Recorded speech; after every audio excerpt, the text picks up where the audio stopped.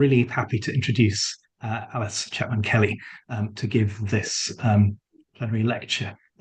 Alice is a scholar of, I guess, late 19th, early 20th century receptions, including Conrad and Stevenson. Her first book is Decolonizing the Conrad Canon. But perhaps more appositely, perhaps not more appositely, depending on how you read those writers. She's also an amazing scholar of fan fiction and receptions, and most recently the author of the book you can see on the slide at the moment, Fan Fiction is Queer Healing, / The Ship of the Swan Queen Ship, which came out in the Perspectives on Fantasy series in November 2024, and therefore I think should come out in paperback next year. So at the moment it is fairly expensive, but it will be deeply more affordable. So now buy it for your institutional libraries. In future, buy it for yourselves. It's a really wonderful book. It's because Dimitri and I are co-editors on the series. I've known it's coming out for a while. It's been the book for a long time. I've been the most excited about us publishing the series because I think it's such a sort of a deeply passionate and scholarly and just really exciting engagement with actual works of fan fiction. A lot of fan fiction scholarship talks around fan fiction, whereas Alice is prepared to go in and make the case that particular bits of fan fiction are really amazing bits of writing. And I think it's a wonderful thing to read. It's a really sort of great piece of scholarship, mostly centered around the Once Upon a Time fandom with far broader applications. So I'm very happy to have Alice here to give the keynote for Querying the Fantastic, or one of the keynotes of Querying the Fantastic. Over to you, Alice, whenever you're ready. Thank you so much for that really lovely introduction, and apologies because that was just the moment my dog decided to come and steal her toys. So she is not supportive of this book project. I should just say that right now. Okay, so that was a very lovely introduction. Today, I am going to be talking about this book. I'm going to be talking to you about the queering of a mainstream Disney-owned heteronormative fairy tale television show called Once Upon a Time by a group of fans who proposed the absolutely wild theory that two of the female characters on the show, female characters, could end up in a romantic relationship. Who knew? The producers disagreed. Okay. I won't be talking about Once Upon a Time very much because I am much more interested in the fan fiction that was produced in response to the show, and I'm interested in the shelter spaces that exist in these works. So I'm going to be talking about that a lot today. So as Matt said, this is a talk that's based on my recent book that came out a few months ago. It's on screen here. In the book, each chapter is dedicated to one individual fanfic, which I treat as a piece of literature in its own right, and argue that these works are tackling big ideas that are relevant to gender studies and queer theory and fantasy scholarship, but they're not necessarily widely read because they're sort of produced by and for a very specific corner of the internet. But if you're interested in anything that I say here, please do check the book out. I go into much, much more detail, obviously, because it's a book. Okay. So let's begin. Who am I talking about in this book? Who is Swan Queen? What is Swan Queen? So this is the fandom that all the fan texts I look at are in this fandom. And again, don't worry too much about the details of the ship. I think what I'm going to be saying today is hopefully going to be quite recognizable to people who read fan fiction or write fan fiction, but you do need to know the sort of the basics, I guess. So Swan Queen is the relationship or ship name given to an imagined pairing. It very much did not happen on the show, between two female characters. So you've got Emma Swan, who's the hero, and the evil queen, who's the villain, so Swan Queen. And this is, the evil queen is played by Lana Pereira, who's on the left of all of these four images, and Emma Swan is on the right. So you've got the brunette and the blonde is the hero. One thing to say is that Lana Pereira, the actress, is Puerto Rican Italian, but so the evil queen character is Latina, but that's never talked about explicitly on the show. The racial politics of that are a big theme of the fan fiction I look at in my book. They're tackled very explicitly by the fan authors that I write about, and I write about that probably as much as I write about the queering of the source text. I'm also looking at the anti-racist politics in the fan works themselves. So I sort of emphasize the Disney-owned nature of Once Upon a Time because the show was a live-action soap opera based on Disney's canon of fairy tales. It was broadcast on a network that was owned by Disney from 2010 to 2018, and then it's still on Disney Plus now, so it still makes money for the corporation. And the other thing to say is that all the fairy tales, the premise of the show is that fairy tale characters were all cursed into our world. And those fairy tale characters all come from Disney films. Even when there hasn't been a big Disney film made about a fairy tale, like there's the character of Rumpelstiltskin in the show, it turns out he's also the Beast from Beauty and the Beast. So I think we can just say this is like very heavily based on Disney IP. So what you need to know about this ship, they're on a show where all the heroes are white, all the happy endings are heteronormative.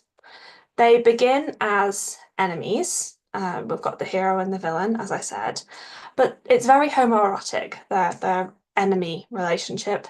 They're the kind of enemies who will throw each other up against walls and gaze into each other's eyes. There's this extended scene where Regina, the evil queen, dreams that Emma, Swan, the hero, is going to tie her up and choke her, which you can see there. So it's very homoerotic to begin with, and as the show goes on, it becomes clear that they are now best friends because they have to work together to fight bigger problems. They're also co-parents due to like plot reasons that I'm not going to go into. They are both on the TV show. They are both mothers to the same son. There's this whole thing where Regina, the evil queen, has to teach Emma how to use her magic, so we get some of that in the show. They are constantly going on road trips and getting trapped together. They're traveling between realms to save each other. It's a very rom-com setup that's never sort of made into something more material. And for that reason, it's a quintessential, sort of one of the quintessential 2010s queerbait ships. So queerbait is where producers are accused of making a TV show, usually, or a piece of media generally, and there's the promise, there's the hint that there might be a queer relationship down the line, and it never materializes. It always plays for laughs. So Swan Queen is known as being very much a queerbait ship where we were teased constantly. This was dangled for fans for a long time, and it never turned into anything like meaningful queer representation. So, two more things you need to know. Firstly, these are female characters who have on the show very traumatic backstories of abuse and marginalization, and fan authors are often writing about the implications of that. So with Emma Swan, the hero character, she in the TV show, she grows up in the foster system, and so she's dealing with class oppression. Not so much in the show, but definitely in fan works. And then, as I said, Regina, the evil queen character, she being played by the only main cast member who isn't white, fans often are exploring how she navigates racist oppression as a Latina woman in modern day America. And then the most important thing to know is that it was massive. It's still massive. This ship topped FemSlash charts for I think like 5 or 6 years. It's still up there at the top of the charts on the Archive of Our Own, which is a fan fiction website. And so that means that more people, for a considerable period of time, more people were writing FemSlash works about this ship than any other. And even though the show's been off air since 2018 and Jennifer Morrison left the show a year before that, so it's like we haven't had Swan Queen content for I think like 8 years from the actual TV show. The ship is still very, very active, producing media for each other still on a daily basis. So when I talk about the the Swan Queen archive in the title of this talk, I'm referring to that particular corner of the fanfiction website, the Archive of Our Own, that is dedicated to the Swan Queen ship. So that's both a literal archive in that it's all the stories about these characters being paired together that are collected under one hyperlink. If you click on Evil Queen Regina Mills / Emma Swan on the Archive of Our Own, it takes you to this collection of these stories. So that's what I mean by the Swan Queen archive. But I'm also, for anyone who's familiar with Abigail de Cosnick's work, I'm also using that archive in a very expansive and figurative way to talk about how fan works can build upon one another. They're building on their source text, but they're also creating something that sort of expands over and over again. So the thing that defines this corner of the internet, this archive, every text I read for my book project had one thing in common. There was one force behind that text that brought it into the world and under my eyeballs in about spring, summer 2020. And that force is wanting to see these two women together. These texts exist to ship these characters. So, with that as my guiding principle, the idea that this is a form of textuality that is forged from queer longing, the next questions I asked myself when I was working on this book are, what are these characters portals to? What are Swan Queen fans talking about when they're talking about Emma Swan and the Evil Queen? And so sometimes that was discussions of police brutality, that was discussions of rape culture, of adoption politics, it was trans, non-binary and queer parenthood and motherhood.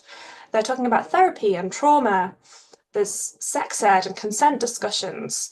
The things I was researching, what is an orgasm? What is Ladino? What does myth mean in the digital age? The book took me in so many different directions because these characters are like portals. And then the other question that I was asking, and both of these I'm going to be talking about a lot today, but the other question I was sort of asking as I was working on the book, what are the terms of this relationship as imagined by these fans? So I've said that all these texts are about putting these two characters together. And I think about that as like the project of shipping these characters. But what is that project of shipping contingent upon? What are they bonding over? How are they bonding? Where are they bonding? How is that relationship being imagined? And what are these prerequisites? What are the sort of the terms, the things that the relationship becomes contingent upon? What are those prerequisites telling us about how queerness and women loving women relationships are imagined in fandom and in the popular imagination? So I'm going to start by giving you a couple of examples of two different shelter spaces in which this bond between these women is being imagined as being forged. So this is like where the relationship, the shippy bits of the fics is sort of what I'm looking at. Where this relationship is being forged and cemented, where this bond is really solidifying. And I think of these as shelter spaces. Which I will talk about. But the ones I'm about to talk about, the ones I'm about to describe, are perhaps a little bit unusual in fanfic. I'm going to come on to talk about a shelter space that I think is probably very familiar to people who read fanfiction or is adjacent to the types of environments that might be familiar to people who read fanfiction. But I wanted to start off with two examples that really show what's sort of going on in the background. When we're having these moments of comfort or shelter or safety, what is that sort of that sense of calm? What is it contingent upon? What does it tell us about this relationship as it's imagined in certain parts of the archive? Okay. So, Striking Down Roots by Lost Little Snail is an action-packed fantasy thriller based on Once Upon a Time, but it's much more exciting and coherent, in my opinion. So, spoilers for season 4 of Once Upon a Time, but there's a recurring figure on the show called the Dark One. It's an extremely racialized metaphor, which I do talk about in the book. But at the end of season 4, Emma, the hero character, sacrifices herself to become the Dark One in order to save Regina from the same fate. And then in series 5, we've got this whole thing about how she's the hero, but she's become the villain, and now she's super dark, and it's fine. So, um, okay. But this fic is set in this time where Emma has become the Dark One. And in the fic, Lost Little Snail writes a storyline where the town is facing a new, bigger threat, and Emma, as the Dark One, because she's secretly good inside, is their only hope. So even though she's technically all dark and villainous and malevolent now, she is going to work alongside Regina to take down this big bad. So Regina, the evil queen, she tackles the new threat by studying all that she can about the Dark One so that she can learn about Emma's powers and teach Emma how to use them. In Once Upon a Time, this character, Regina, has an underground vault, and it's like this evil lair where she plots all of her dark deeds. And so Lost Little Snail says, yeah, but it's also her underground library where she's got all this information about the Dark One, and she's gonna study it. She's gonna do some academic methods, and she's gonna work out what's going on here. So Regina goes to study in her vault, and Emma comes to find her and says, you got to train me up. And she's like, great, let's do it.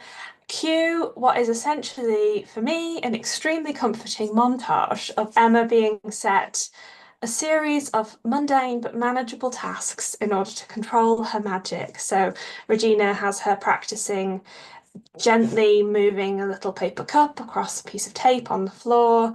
And she also makes Emma teleport a basketball, and the plan is that she'll teleport it so precisely that it won't bounce when it lands. And in the meantime, Regina reads and studies. The rest of Regina's morning is spent spread across her hideaway bed in the hidden room, books stacked up around her.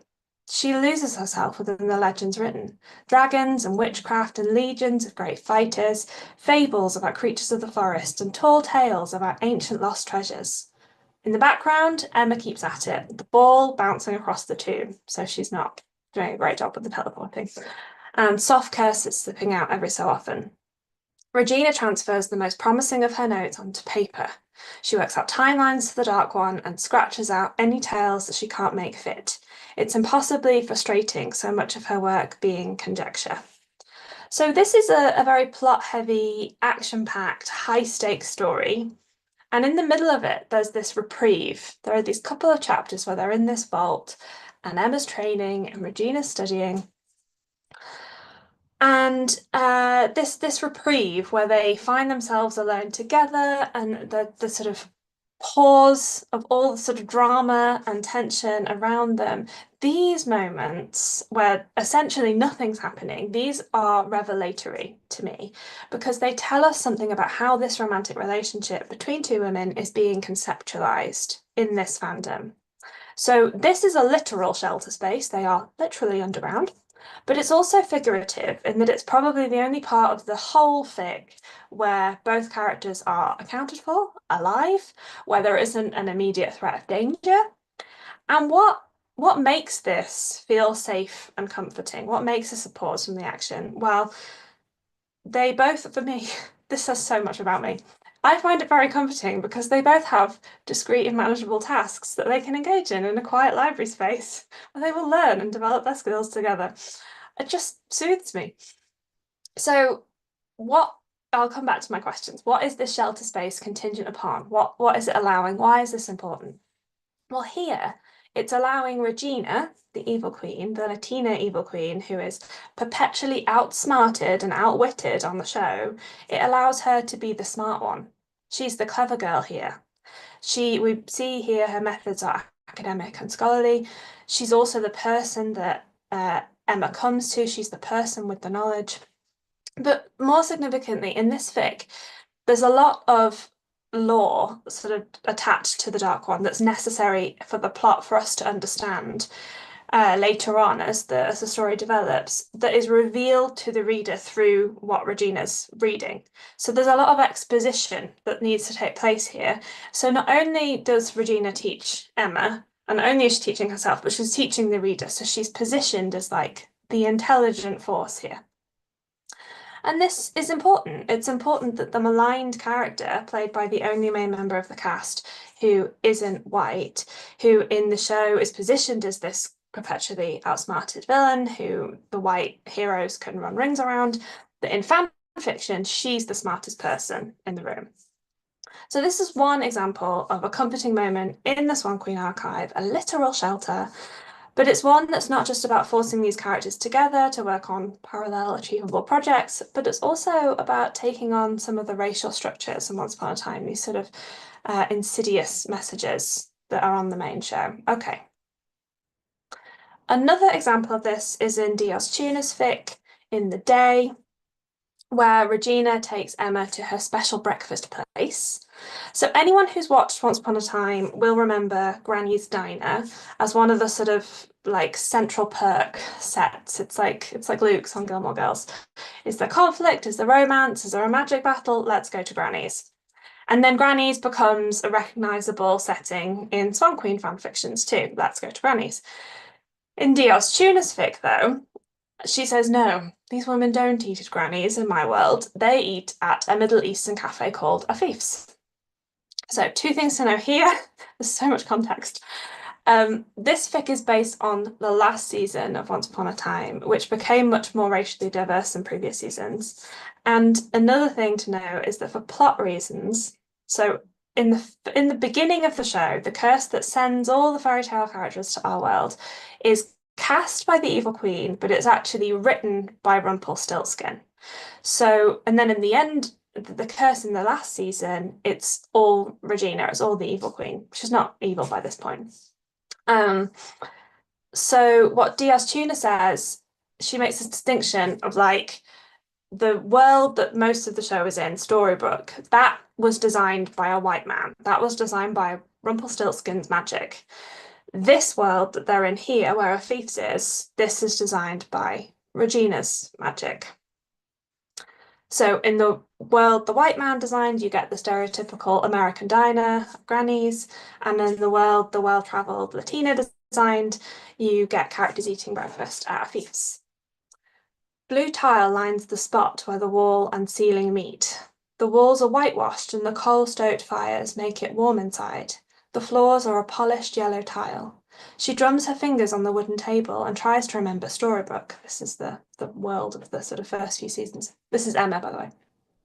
If there were places like Afif Manzour's, places that felt carved out of a bigger world, even after the curse had broken, they'd all been jukeboxes and grey and beige places, people too willing to be painted colourless. How come there were no places like... Oh, sorry. Scrolling. How come there were no places like this in Storybrooke? Regina's eyebrows shoot up in surprise. What do you mean? Like, there was never... She isn't sure how to say it. It was Granny's and Mario's, which you not so secretly hated. And Main Street, it was Tillman's, Smith's, Johnson's. The original curse was cast on Rumpelstiltskin's blueprint. This one, however, is all you. Emma catches her eyes growing darker. I mean, I can tell. How? Regina tilts her head, moving, morning light crowning her head. How can you tell? I don't know. It's a feeling. She wishes she could pinpoint her thoughts, word them without getting tongue-tied. I get it whenever I take a look at this place. Is it a good feeling? Yeah, it is. The tips of her fingers reaching for Regina's do a better job at explaining whatever is floating around in her chest, that feeling of easiness that she can only recognise because it happened so sparingly in her life. Ah, here we are, Afif says as he balances a tray too big for his frame. Right way to start the day, if you ask me. Whoa, wow. Emma can't help saying it, watching him place dish after dish on the table.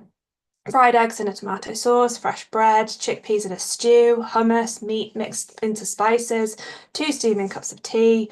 She can't pick just one thing that is making her mouth water. So back to this question of what is happening when the project of shipping these 2 characters is happening. D.S. Tuner is saying that Emma belongs in the world that Regina has made. This is a moment of affection. This is a very shippy moment before they get together in the fic, where they're bonding and they're sharing intimacy. But it's over the fact that this is a world that isn't all jukeboxes and grey and beige, but one where they both feel at peace. Okay, so from shelter spaces that are contingent on the Latina being the smartest person in the room, or using her magic to make a culturally inclusive enclave that directly challenges what passes for society and safety in the TV show, and I would say mainstream culture, I'm going to turn now to a shelter space that feels to me, as I said, like the archetype of the kinds of public places that exist in fanfics and maybe nowhere else. Okay. So, welcome to Everyone's Going It's Normal. Okay, I'm going to tell you about a children's bookshop AU called Down the Rabbit Hole by Amy Carey. So AU, for anyone who doesn't know, stands for Alternate Universe, and it's the idea that some fan authors, instead of writing a story that's just a continuation of the world of the source text, they will put those characters in a completely different setting. So you get like Western AUs, you get medical AUs, go wild in the chat. What's the best AU you've ever read? Okay. So in Down the Rabbit Hole, Regina, the evil queen, she's not the evil queen in this. She's just a non-magical human person.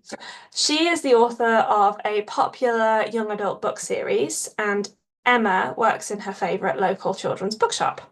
So this is how the space of the bookshop is introduced to us as readers. Emma has just moved to the city and she's looking for a job and she's been walking up and down the streets. Then she sees it, the bookshop. It's adorable, nestled in between a stationery store and the bakery. Sign above the door creaks, reading The Rabbit Hole. A bit twee, Emma thinks, but she's mostly just impressed that there are still independent bookstores functioning. There's a sign in the window, yellowed and stuck up with tape that's curling at the edges. Help wanted. On impulse, Emma enters. It smells like cinnamon and old books and coffee, and there are small children in just about every corner, poring over picture books or reading novels.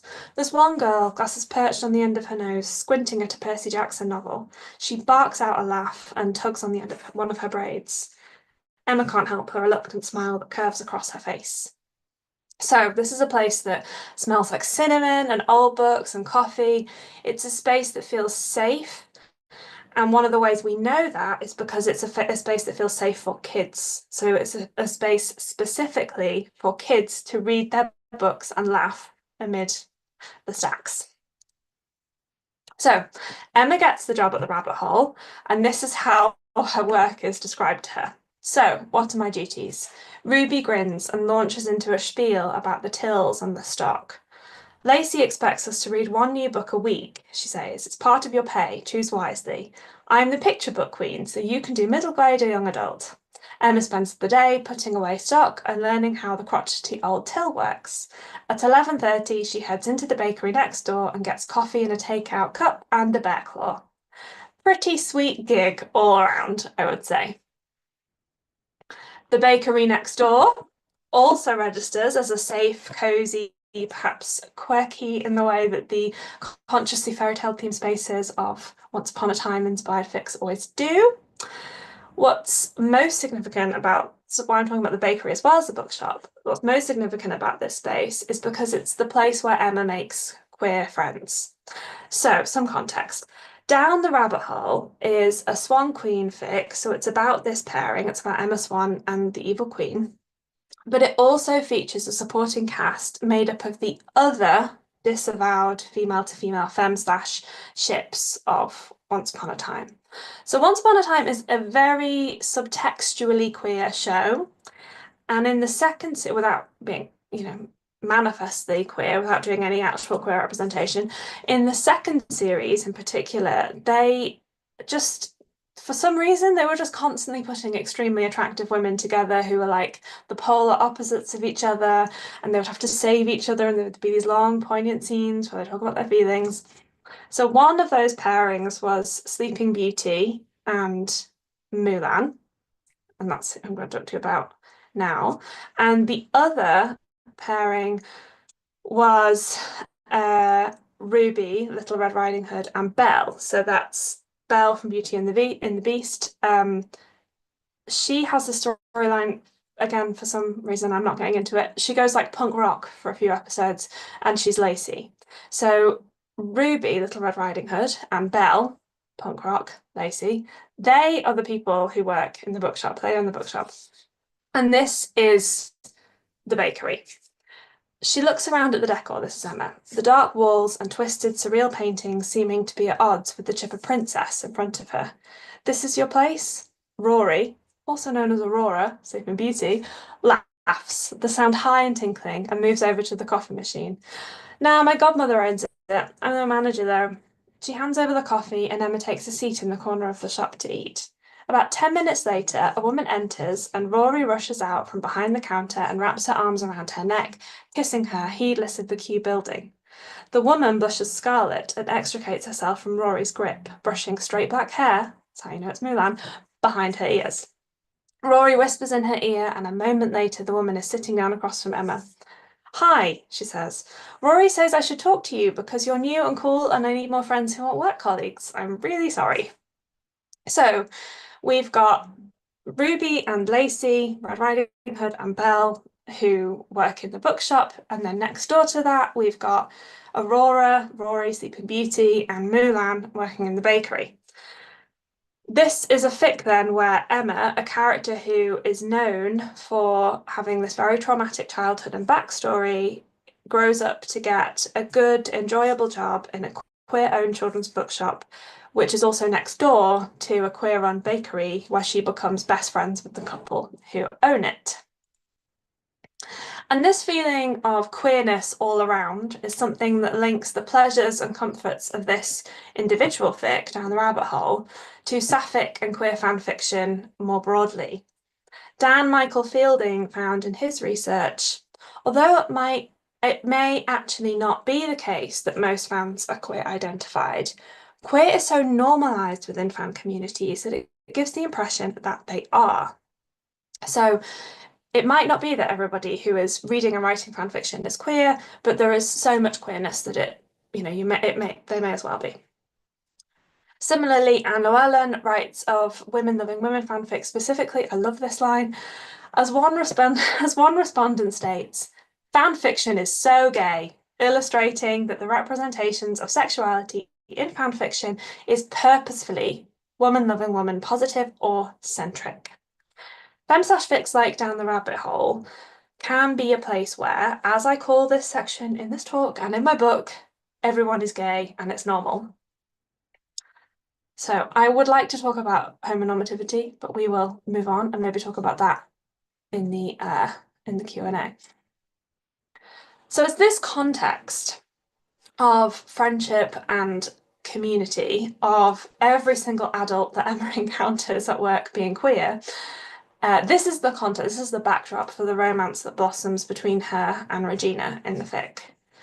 It takes 3 more lunch breaks at the bakery before Emma realises that Regina's coming to the bakery on purpose to have lunch with her. Oh, she pretends that she's not, acting surprised and a little exasperated when Emma sits across from her with a coffee or a bear claw. But there are clues. The first clue is to do with coffee. When she sat down across from her the second time, Regina said, "What is that muck that you drink?" Now, when Emma enters the bakery, her coffee is across from her, exactly how she likes it. Regina feigns ignorance of this, rolling her eyes when Emma thanks her. It must have been your little friend at the counter.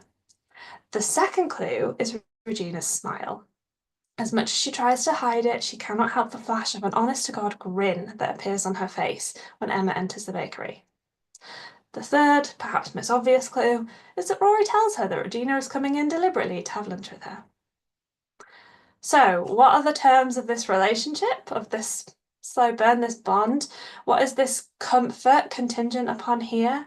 It's the softness and safety and friendship of the queer-run bakery and the generous work breaks that Emma gets from the bookshop. Why do we need this? Why is this part of this kind of writing? If the purpose of Swan Queen Fics is to see Swan and the Queen together, then why does this need to take place in a queer-run bakery? next door to a queer-run children's bookshop. Two quotations from queer theorists have been buzzing around my head whenever I've thought about how popular Down the Rabbit Hole is at this children's bookshop AU. So the first of these queer theorists is from a book called Feminist Queer Crip by Alison Kafer. And Kafer says, queer kids, kids of colour, street kids, all of the kids cast out of reproductive futurism have been and continue to be framed as sick, as pathological, as contagious.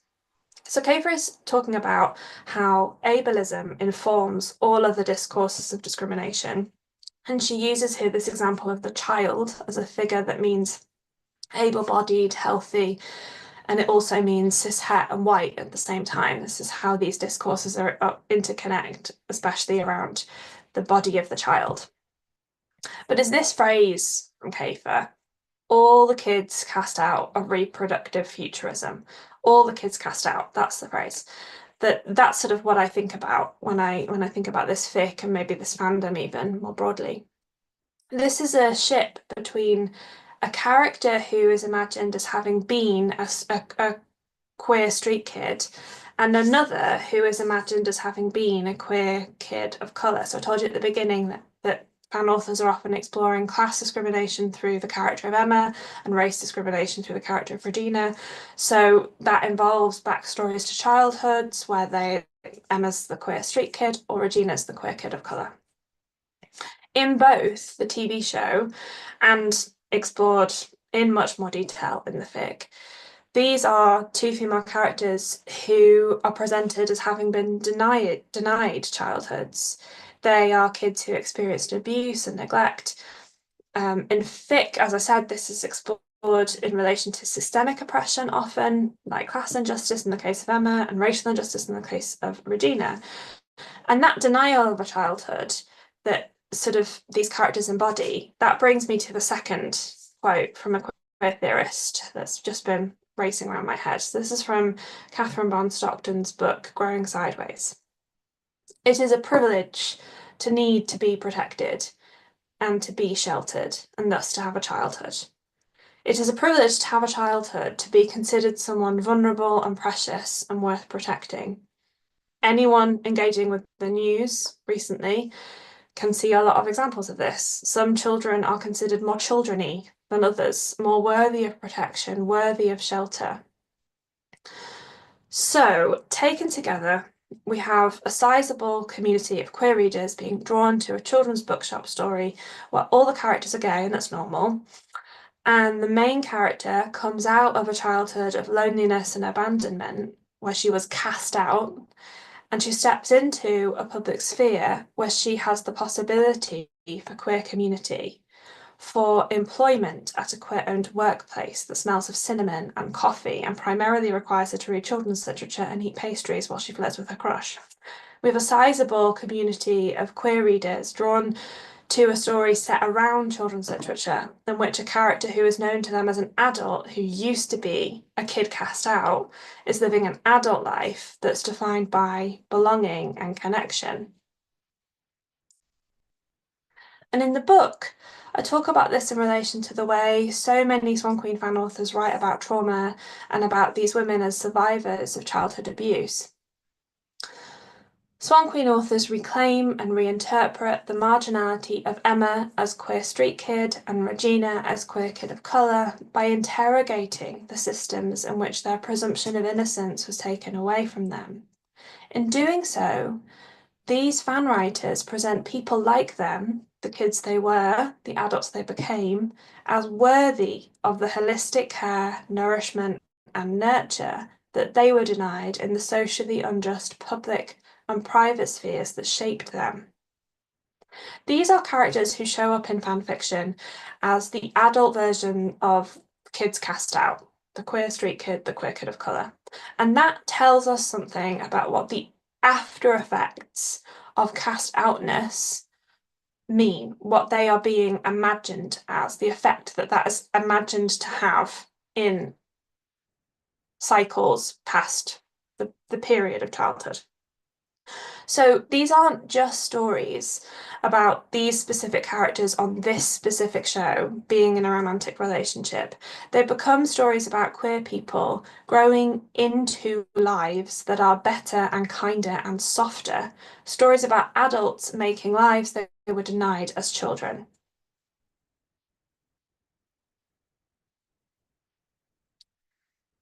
Because this is the significance of the connection to children's literature in this fic for me. The fact that Down the Rabbit Hole is set in this children's bookshop where children feel safe enough to laugh and giggle, and that it's next door to this very comfortable, comforting bakery. So this is what I said about Down the Rabbit Hole in my book. This fic also imagines children's literature in connection with a series of shelter spaces that provide coziness and sanctuary, not only the children in the text or the inner children of its main adult protagonists, the inner queer street kid and the inner queer kid of colour, but I argue for the fanfic reading audience seeking gentle fantasies of softer, warmer publics that such AU settings like bakery and coffee shop AUs promise. Maybe all the kids cast out might spend time as adults writing and reading about characters who feel recognisable, engaging in gentle lives full of flirtation and friendship and rewarding occupation, because these spaces are not readily available elsewhere. Maybe they are connected to children's literature, set in a children's bookshop, because these spaces were especially inaccessible for the queer kids and the street kids and the kids of colour and all the kids cast out of reproductive futurism. These shelter spaces are for these characters, Emma and Regina, but they are also for us as readers. So they tell us something about the kind of comfort we are seeking. Or rather, the kind of comfort I am seeking. So the subheading for this talk is some thoughts on why we read fic, but really I should have called it some thoughts on why I specifically read this fic. I start the book with 3 Once Upon a Times. So once upon a time there was a show, and once upon a time there were these fans, and then the third Once Upon a Time. Once upon a time, an anxious little academic found these stories when she needed them most and decided to write a book about them. She believed then, and she believes now, that the tales that queer female, non-binary and genderqueer fans tell each other to survive the cultures that hate them about pleasure, intimacy and breakfast foods are deeply pedagogical sites doing the everyday work of queer healing. I wanted to spend time in these spaces and studying these texts because I needed comfort. I was working on this book during the pandemic. I was unemployed. I was an independent scholar for a year during this time. I then did a non-stipendiary fellowship for another year, so that was 2 years without income, being financially dependent on my partner. And I just kept chugging away at this book project. Even though the world was on fire, I felt like this was important work. This book was my shelter space, and it was exactly what I needed at exactly the right time. It offered me queer friendship at a time of social isolation, both fantasies of queer friendship, but also ultimately in real life. Shout out to my writing group pals. It offered me visions of soft workplaces at a time of unemployment and underemployment in a precarious and unhealthy industry. And it offered me the everyday work of queer healing along the way. I ultimately can't speak to what these fics do for other people, but I can say that on a very personal level, I am extremely grateful that they exist and that I was able to find so much shelter within them in a stormy, stormy world. And the last thing I want to say is that the worlds that we escape to are important objects of study, always and especially when the world that we are escaping from feels particularly inescapable. Thank you very much. I'll put my references up on the side, and that's me. Very much. Alice, please show your appreciation for that wonderful talk using the emotes and the chat if you would like to. Thanks. That was really brilliant. I enjoyed that a lot. and I think there was a lot of discussion going on in the chat, including some new fic topics. There's definitely some Wraith Prince Philip fanfic coming out at this point, um, in order to make way. But we've got some questions as well. If you have questions, please, if you can, type them in the question and answers tab rather than into the main chat. It's just a bit easier to keep track of them there. But I will give you the first one that came in first, which is just, we want to hear your homonormativity section. So Oh, you've offered to excellent. Thank expand you. on your thoughts. Please do. Fantastic. Thank you so much for asking. So one of the things certainly when I was writing the book, but whenever I talk about this, whenever I talk about this is a story where like good things happen to queer people, it feels like the first comment is going to be about normativity. And particularly when I'm saying everyone is gay and it's normal, that word normal is like a beacon. Ask me about homonormativity. There's For anyone who doesn't know, homonormativity is sort of borrowed from this idea of heteronormativity, and it's essentially, we can just say, assimilationist, that it's the idea that for white, affluent, gay men and lesbian women who are cisgender, that they might be accepted into mainstream society, but they will have to assimilate and they will not be able to, in any way, show allyship or support to other people who are marginal. That it involves like sort of capitulation to very conservative ideals where you just happen to be gay. And that's not what's happening in these works. But the thing with I think homonormativity is a really, really useful term, and I see it so often being used to essentially brandish a few people as like not queer enough, and that really dilutes the potency of this as a sort of political ideal. Um, it's often used. There's this fantastic article by a scholar called Jennifer Miller who talks about the homonormative panic narrative, and it's this sense that a TV show like Glee, for example, which is we can all agree has some problems. I'm not here to defend Glee. But that's the sort of depiction of queer people that gets attacked on both sides of the political spectrum. Um, it gets attacked from the right as obviously how dare you show LGBT people living lives, and it gets attacked from the left as this sense of like all these people are too normal, they're too assimilationist. But actually, that's not really sort of helping us. And what that tends to do is limit the versions of queerness that we get to see in mainstream culture.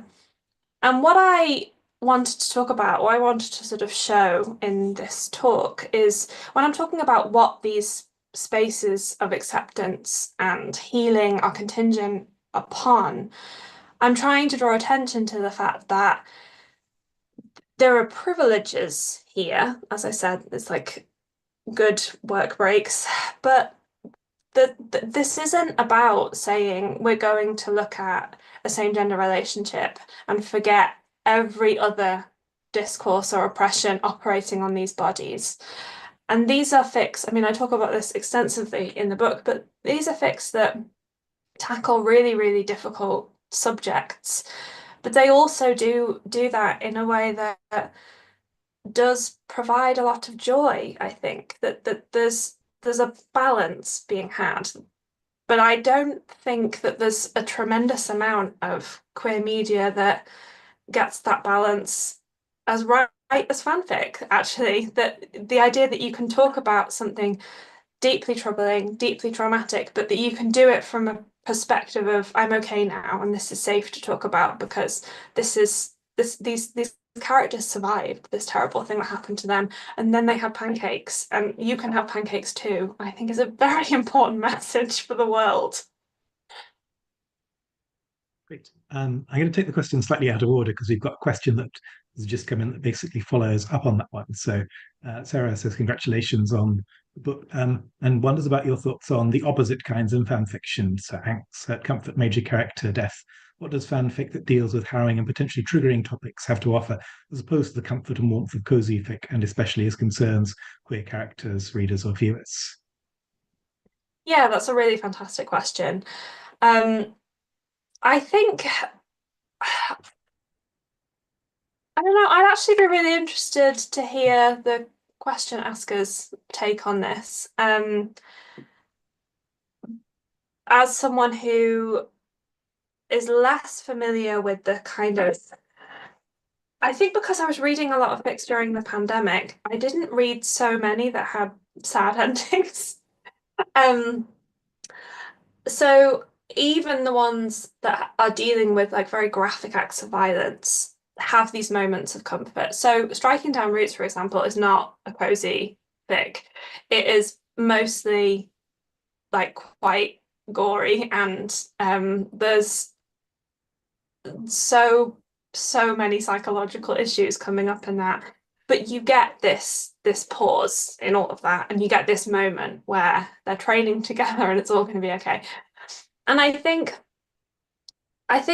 one of the things I wanted to talk about today was the idea of fan fiction as a source of comfort in and of itself.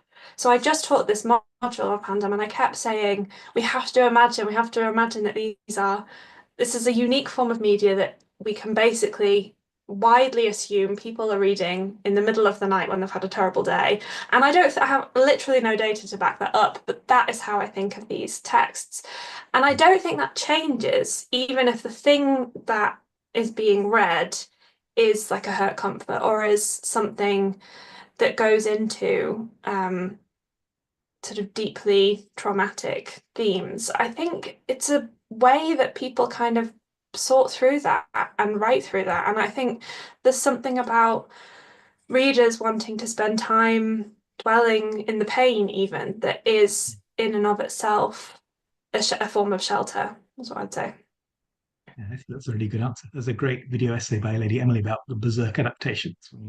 In that they Oh, talk about how Berserk is their comfort media, and I think it depends a yeah, lot on where you're coming yeah. from. Because I find I understand that, or find it difficult to think about for myself. But I think that's the point is that yeah, you sometimes you want to kind of comforts that are treated to well, and sometimes you want a kind of comfort that's confronting something in a form where it is constrained in art and constrained in pages or something along those. Um, so, a question from Mercury. Given the rise of purity culture, both in youth culture in general and in fandom spaces, I'm curious if you've seen a rise of this among the soft cozy users, something like Once Upon a Time, which is an older show but is also purity culture adjacent by being a Disney product. Yeah, another really fantastic question. Um, Come to GIFcon, get grilled. Yeah, these are great questions. Um, so most of the book turned out to be about sex. I didn't realize that was the book I was writing until I did the index. And I was like, the sex bit was getting longer and longer and longer. I was like, they're not going to publish this. This is obscene. Um, Down the rabbit hole, I think, yeah, all of the fics I've talked about today engage with sexuality very explicitly. And I think that this idea that like I do think of fanfiction as an escape from the confines of purity culture, not just in the sense that this is a place where you can go and write erotica and share erotica and think about, you can write through kink and things like that. But it's a place where what we mean as sex becomes questioned in a way that it doesn't, I would say, in more mainstream or remunerated media works, where purity culture kind of seeps in even in stories that are directly about, I mean, especially in stories that are directly about sexuality, there is a sense of what can be explored here. Whereas fan fiction is kind of unique in the sense that it's a medium where there are there's a really fantastic article by Emily Coacher on this, on FemSlash specifically, where the meaning of what is sexually arousing is something that can be troubled in writing in a way that there aren't the sort of the same ethical implications of other forms of media. And Coacher talks about these she takes these examples from fics where she's not looking at sex scenes. In my book, I look really explicitly at sex scenes, but she's looking at these sort of moments where desire is being heightened and arousal is being heightened, and it would seemingly not be about sex. It wouldn't be called sex to anybody else. So there is a real, as I talk about in one of the chapters in my book, in chapter 3, there's a real emphasis on redefining what pleasure feels like.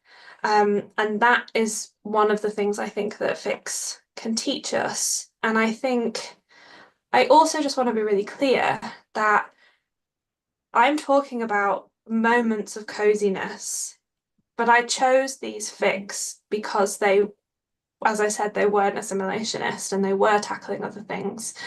And this talk is not meant to be a defense of basically every fic that's ever been written where they go to IKEA, because I mean, one thing that we need to get better at in fan fiction studies is understanding. My friend Suzanne Black said this, that when I generalize about fan fiction, it's like generalizing about the novel. It's like I can tell you about these 3 fics and I can tell you about the 100 I read for the book, but I can't speak to everything that's happening in every single fandom, or even what's trending, what's on the rise, what's going to be the sort of the cultural rules that we go into in the next decade. But I can tell you what I've found in my little corner, and it is reason for hope and joy. We've got a worrying about AI bit in the chat, which we can come on to. We also had a question asked about whether, this is from Emma, which asks about whether the big demand for sapphic and queer couplings is because there's an absence in canonical media, which I think is probably true, but also asks, are there any good sapphic pairings you can recommend beyond the one that you've examined in your book? Is there other sort of particular queer pairings where you think particularly great fic has been written that you'd be prepared to offer some recs for? So honestly, so many. I think for me, it was really interesting teaching fandom because I was in a room of people who were not Swan Queen fans, just constantly talking about Swan Queen and having to remind myself. And it was very exposing in that way. So I think when I talked at the beginning about like the energy, the force that drives the text, I think that does something also in terms of how we process like the quality. So the things that I think make a good fic are based on what I'm looking for from the ship and how recognizable those characters are in the ship. So I'm not going to recommend a specific pairing because I think you need to bring that. Francesca Copper would talk about being pre-charged. You need to bring your own emotional investment. That's my little timer, sorry.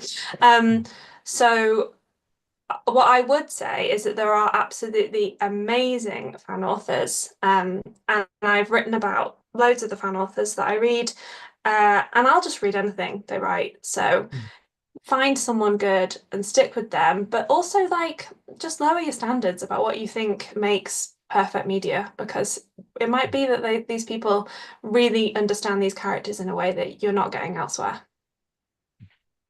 Thanks. Do we have time for one more? Well, actually, you've got 2 more questions in the chat, which I might just take very quickly if we can have 3 or 4 more minutes. So one is about say this is from Orla, a lot of modern retellings of older texts are arguably engaging in fan fiction practice while also being published and sold as products in bookshops. How do you feel about queer fan fiction texts that are moving into capitalist media time modes of distribution rather than the gift economy and infinite temporalities of online fan fiction that you discuss in your book? Okay, answer that in one sentence. Yeah, that is a difficult one to answer very, very quickly because I think this is the thing I want to research next, is this semi-professional space. And I think the gift economy model has always been problematic in the sense that we are all existing in capitalism. And what makes the idea of having takeout coffee comforting? It's because of a huge system of capitalist symbols that we all abide by. So we've never been able to operate outside of capitalism. But as I say in the book, it's like that doesn't mean it's not something to aspire to. And people are going to make money from their fan works, and they're still going to produce fan works. And I just kind of think like on an individual level, if you're putting all this wonderful queer media into the world, I would much rather you have the money than someone else. But that's sort of my personal take.